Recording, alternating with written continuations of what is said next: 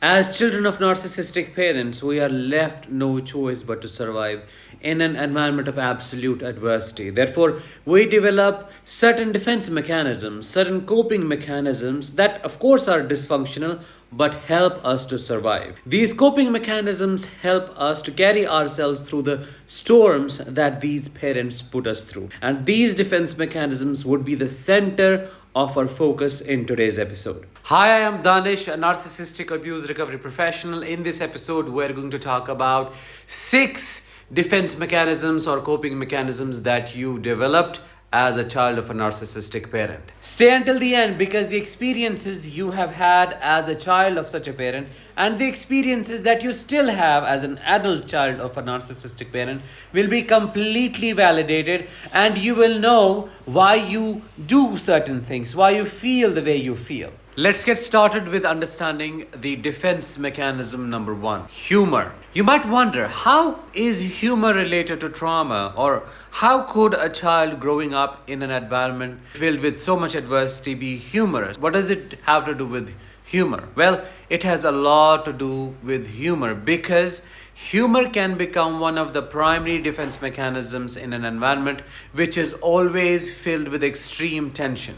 No matter what you do, it doesn't de-escalate. So you have to find other ways, such as humor, to cope, to find a way out, to somehow bring the tension down for yourself and for others so that you can survive. Anytime there is a conflict, anytime there is an argument, you instantly jump in and crack a joke that doesn't make sense, that is irrelevant, or say something silly about a situation that doesn't fit well but makes everyone laugh, including you. This comes at a cost, at an expense. Everyone who gets to see you thinks that you are okay. You're having no struggles to deal with, there is no pain, you're funny, and probably you are the life of the family. Everyone depends on you, comes to you because they think you're the lightest member to go to. Here is how it gets more complicated. You bring this defense mechanism to your adulthood, and that is how you cope with things. That is how you cope with stress. Your real experience, your real pain never gets addressed because you're always smiling. If you're always smiling, your partner, your colleagues, your boss, co-workers, nobody would truly understand what you're going through because they see you smiling and the impression is you're okay, you're coping well, and you feel extremely isolated because everything gets covered and translated into humor. If this is the defense mechanism that you function through, you need to see your humor as a friend. It has helped you to survive the adversity, but at the same time, it's more than important that you help this humor to step aside and let you explore other emotions. Because yes, it is good for survival, but not for thriving, not for living an optimum life where you can have connections, true connection with others, and you can express your authentic self. Defense mechanism number 2, introjection. Introjection is nothing but personalizing the narcissistic parent's voice and making it your reality. If your narcissistic parent constantly criticized you, put you down, said things about you, shaped your perception of the world, you are highly likely to think in same ways about yourself, about others, and world in general. This is what we call introjection. Now, how does this become a defense mechanism? A narcissistic parent wants absolute compliance and obedience from you. They want you to accept what they think is the truth. So when you introject, when you make their reality your reality, you lessen the chances of getting punished or abandoned. The sole purpose of introjection is to keep you low-key, to keep you protected by suppressing your true self. But this is only necessary for survival. As an adult, when you have left the environment, when there is no need to do so, you still keep doing that, and that is how you stay limited. Defense mechanism number 3, blocking or dissociation. You block most of the experiences that you go through in a narcissistic family or in an environment that is so toxic, because you're constantly experiencing pain, you're constantly going through emotional overwhelm, you're totally stressed every single minute that passes by in a family that is so unpredictable. Your narcissistic father or mother does anything at any time, and you have to be prepared for it, which keeps you hyper vigilant. So what do? Because no matter how much you try to cope with the pain, cope with the emotions, they do not go away, because the environment remains the same and nothing changes. So you adapt by dissociating from your memories or dissociating from your body, which is also called somatic dissociation. Dissociating from your memories is also called dissociative amnesia, which means that you cannot recall all the traumatic events that you have experienced.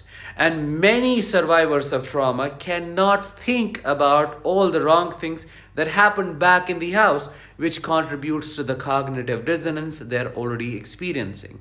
They know something bad happened, but they do not recall exactly what happened so that they can make sense of their life and why things are not working for them. Somatic dissociation is disconnecting from the body, as I just said, but it's more about disconnecting from the sensations that you feel, disconnecting from the emotions, disconnecting from the pain. Think of it like the anesthesia that you are put under when you had to go through a surgery. You lose complete touch with the body. You almost forget its existence, which is why the physical pain awareness is also gone.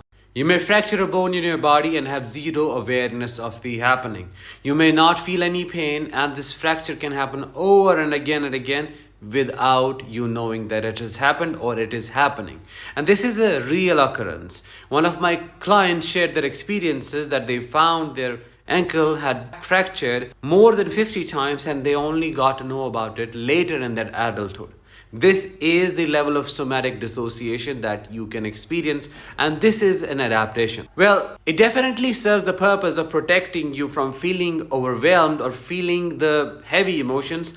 At the same time, it creates space for developing physical ailments. It dissociates your brain from the body, so the feedback loop is broken, which creates so many psychological issues such as insomnia.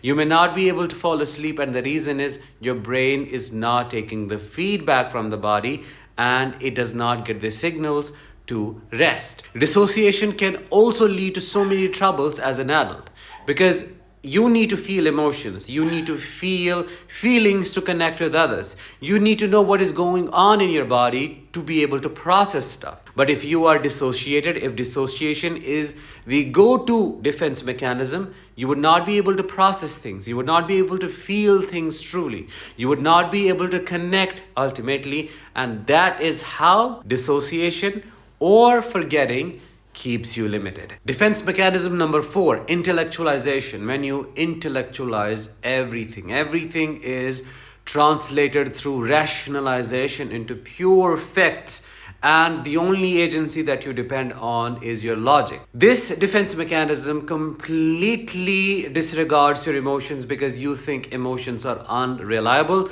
or emotions are not the agency or a part of yourself that you can depend on. Probably because you saw your parents acting out, reacting, and they were too emotional, or you learned that being emotional would make you vulnerable, so you killed or you suppressed that emotional aspect of yours, and the only thing that you depend on now is your intellect. But this is very limiting in itself, because as a human being, you need a lot to experience to know exactly what is going on, what the appropriate response is, and how to deal with the situation maturely.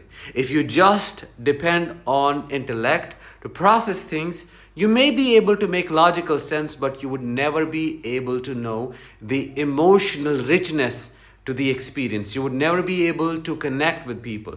You would never be able to connect with your intuition, when intuition is a far bigger source of intelligence and feedback than your conscious mind, than your intellect. You would never be able to experience your life completely, because emotions are a big part of it. So intellectualization can help you make sense of what happened to you, but for you to process the things completely and truly move on, You have to learn how to connect with your emotions and how to be in the body to be able to move forward. Defense mechanism number 5, denial. By far one of the biggest ones and the most common one, denial. We deny everything. We deny the abuse that is happening in the family. We deny the fact that our parent is a monster. We deny that our sibling is a bully like them. We deny that we are a child of a parent who was completely neglectful and completely absent. Why? Because we do not want to feel the pain. Accepting the things for what they are brings in a lot of pain, because acceptance always brings in realization.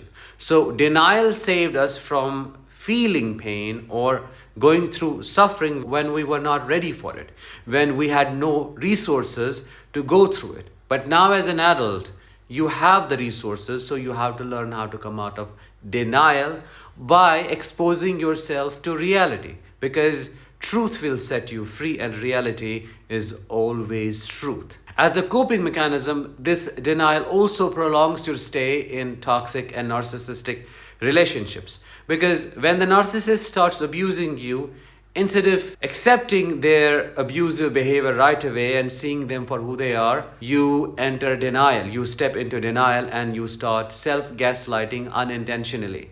You start justifying their abuse to yourself. Of course, their manipulation plays a huge role in all of that, but your denial does as well. You deny the reality of the relationship, which complicates the situation and causes a lot more damage. Defense mechanism number 6, regression. Regression is nothing but returning to an earlier stage of development. It feels like you have become this 3-year-old who was scolded by his or her mother, who was neglected by their father, who was left alone, who was blamed, who was shamed. Every single time you regress, you also experience what I call an emotional flashback.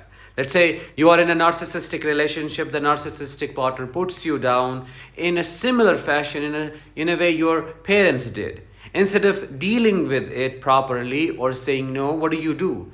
You go all the way back and feel like you have turned into this 3-year-old and you feel helpless. This is what also causes trauma reenactment and re-traumatization. Regression is a learned helplessness because of the infantilization. The narcissist always treats you like a kid.